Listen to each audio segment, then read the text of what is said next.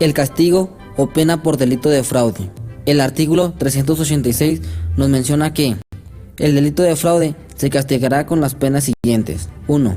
Con prisión de 3 días a 6 meses o de 30 a 180 días multa cuando el valor de lo defraudado no exceda de 10 veces el salario. 2. Con prisión de 6 meses a 3 años y multa de 10 a 100 veces el salario, cuando el valor de lo defraudado excediera de 10, pero no de 500 veces el salario. 3. Con prisión de 3 a 12 años y multa hasta de 120 veces el salario, si el valor de lo defraudado fuere mayor de 500 veces el salario. La pena es la sanción que impone la ley por la comisión o realización de la conducta típica, antijurídica y culpable, o bien se entiende por pena el mal consistente en la disminución o privación de ciertos bienes jurídicos, que se impone a quienes han cometido culpablemente un injusto de aquellos que la ley amenaza expresamente con ella para evitar hasta donde sea posible su proliferación, fortaleciendo el respeto por los bienes jurídicos y asegurar así las condiciones elementales de convivencia. La pena se aplica en 1. Pena señalada por la ley para el delito. 2.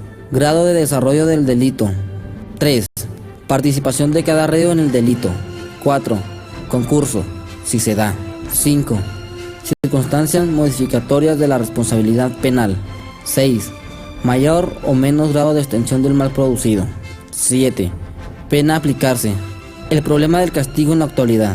Las sanciones penales impuestas por el aparato jurídico no son lo que comúnmente se cree, una práctica transparente y obvia abocada a controlar el delito. Hoy en día, el castigo es un aspecto de la vida social profundamente problemático y poco comprendido, cuya razón de ser no queda claro. Las formas asumidas del castigo nos revelan de la necesidad de reflexionar sobre el castigo mismo y, cuando intentamos hacerlo, aunque sea superficialmente, seguimos ciertos patrones predeterminados y limitados. Las instituciones concentradas en el castigo nos proporcionan de manera muy conveniente respuestas preconcebidas a los interrogantes que despertaría la presencia del crimen en la sociedad.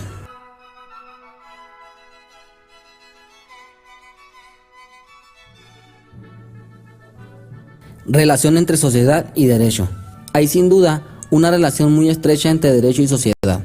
Radica en la propia naturaleza del derecho, que es eminentemente social. El derecho es creado por la sociedad y consecuentemente forma parte de ella.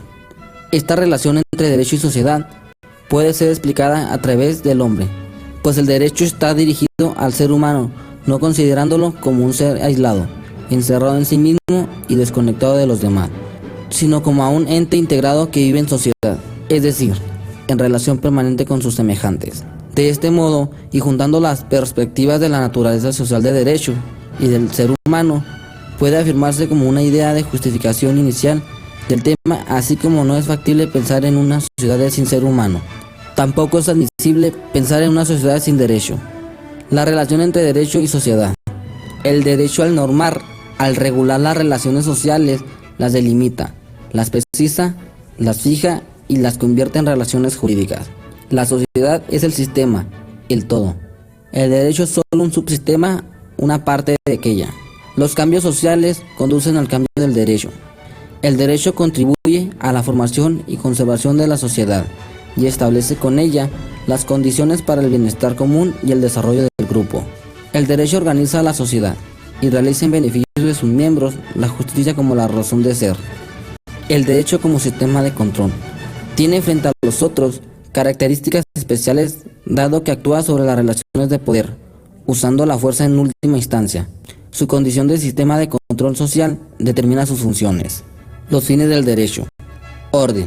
Según Gimner Gallo, consiste en que los individuos y las instituciones ocupan el lugar y desempeñan las funciones que les corresponden, de acuerdo con los preceptos que rijan la organización y la convivencia social. Paz. Ángela Torre presenta este valor como la situación de una sociedad en que las relaciones entre sus miembros discurren habitualmente sin violencia y que en cada individuo está protegido contra la agresión de los demás. Bien común. Víctor García lo define como el conjunto de condiciones sociales que favorecen la existencia y el desarrollo del hombre. Se trata de prescripciones sociales necesarias para que los individuos y grupos alcancen plenamente sus fines existenciales y logren su desarrollo integral. Pertenece a toda la comunidad.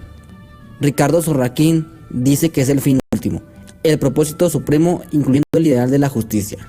Seguridad jurídica. Es el valor jurídico que consiste en la garantía que el derecho proporciona a los asociados respecto de la conservación y respeto de sus derechos, y que si estos fueran violados, les serán restablecidos o separados.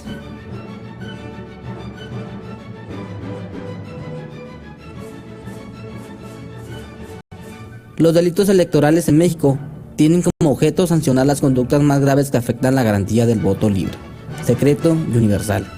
Alrededor de 1,000 denuncias, y de ellas aproximadamente el 92% están relacionadas con la falsificación credencial para votar o alteración del padrón electoral. Sanciones. El delito de dolo en la emisión del voto. Lo comete el ciudadano que vote a sabiendas de que no cumple con los requisitos que señala la ley electoral vigente en el estado. Vote más de una vez en la misma elección.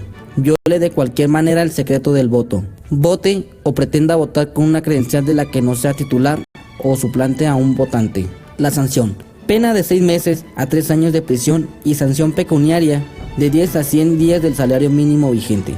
Por cualquier medio participe en la alteración del registro de electores, el padrón electoral, los listados nominales o en la expedición ilícita de credenciales para votar con fotografía. O introduzca o sustraiga de las urnas ilícitamente una o más boletas electorales.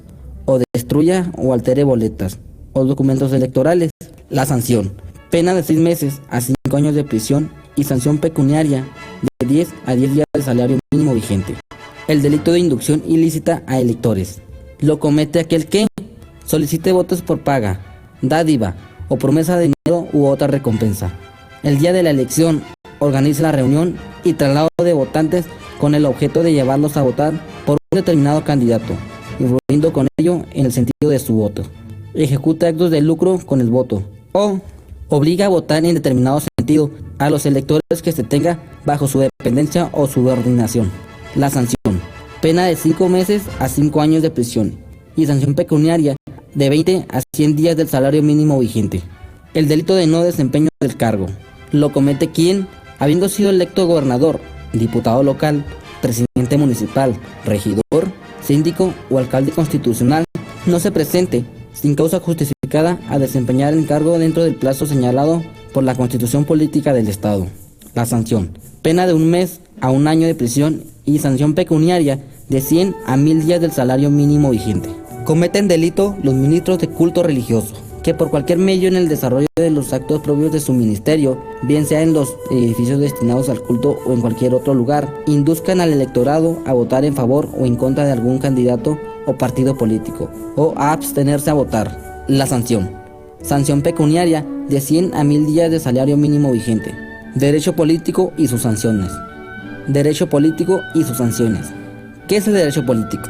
El derecho político es una rama del derecho que nos posee normas propias, ya que utiliza la de otras ramas, especialmente las del derecho constitucional, y se dedica al estudio de los temas jurídicos relacionados con el político. Sanciones del derecho político.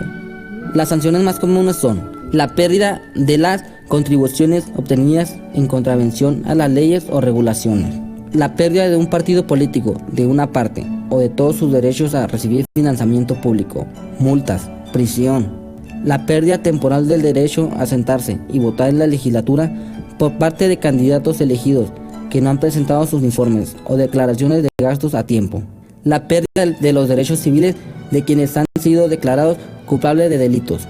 Estos pueden incluir la pérdida del derecho al voto por un cierto periodo de tiempo, la pérdida del derecho a postularse como candidato a un cargo en el distrito en donde se cometió el delito o a cualquier cargo público.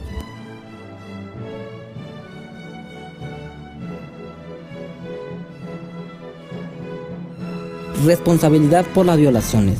Si quienes se ubican en las posiciones de mayor jerarquía de la campaña son declarados responsables por violación en los niveles inferiores, se expondrán a ser penalizados por acciones sobre las que, en la práctica, no han tenido control alguno. Por el otro lado, si el candidato está libre de toda responsabilidad, habría una gran tentación entre los organizadores de campaña de ignorar la ley, en el entendido de que, incluso si son sorprendidos, el candidato y el partido no sufrirían perjuicio alguno. En algunos países se espera que oficial de menor rango sea la persona que asuma la responsabilidad y, si es necesario, vaya a prisión en nombre de la causa. Posteriormente recibirá su recompensa por parte de la alta jerarquía del partido por salvar a los principales actores del encarcelamiento u otras sanciones severas.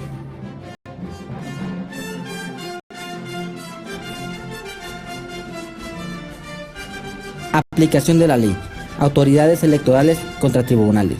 Donde hay una autoridad electoral especial, puede tener ciertas responsabilidades para aplicación de la ley. Por ejemplo, a la Comisión Federal Electoral de los Estados Unidos se le permite buscar y pactar acuerdos con quienes han sido acusados de violar las leyes de financiamiento de campaña. Si los acusados están dispuestos a llegar a un arreglo, normalmente no enfrentarán un juicio ante las Cortes. Un acuerdo de conciliación entre la Comisión Federal y la persona en contra de la cual se ha presentado una demanda legal comprende 3 elementos: la descripción de los hechos, la aceptación del acusado de haber violado la ley y una sanción financiera.